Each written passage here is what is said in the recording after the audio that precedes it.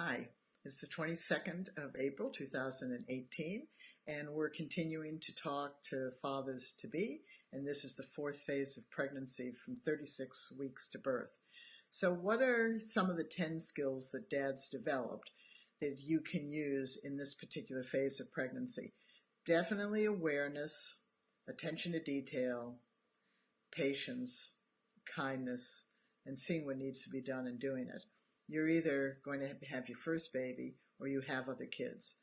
If you have other kids, you know that this phase of pregnancy is where women really slow down, and it helps them if you can pay attention to detail and see what needs to be done and doing it around the house for sure.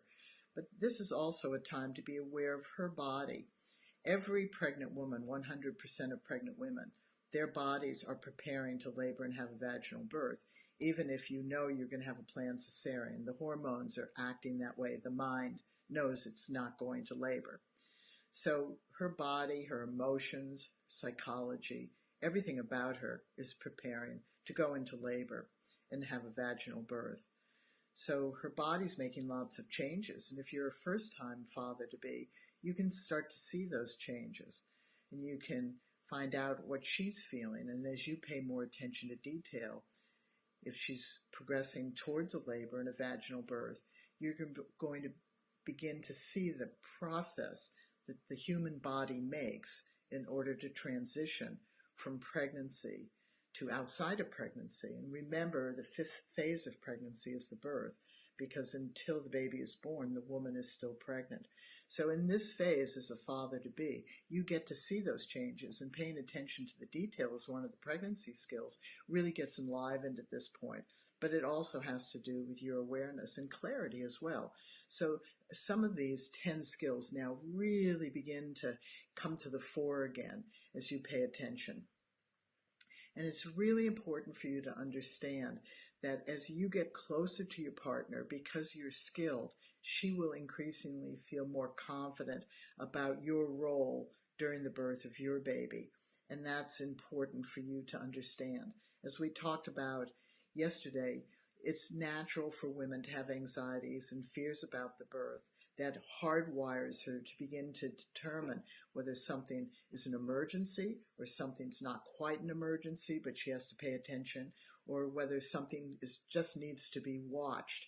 Because when your baby is born, if you have kids, you know this. If it's your first time, you don't quite know this. Babies don't talk, they don't roll over, they can't tell you what they want other than what they sound like and what you see.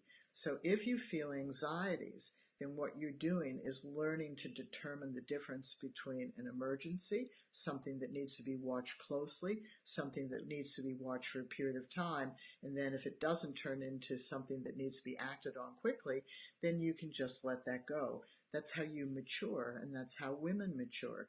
So during this last phase of pregnancy, when you pay attention to details of her body's changes, then you in some ways get absorbed into that. You understand that nothing is a surprise.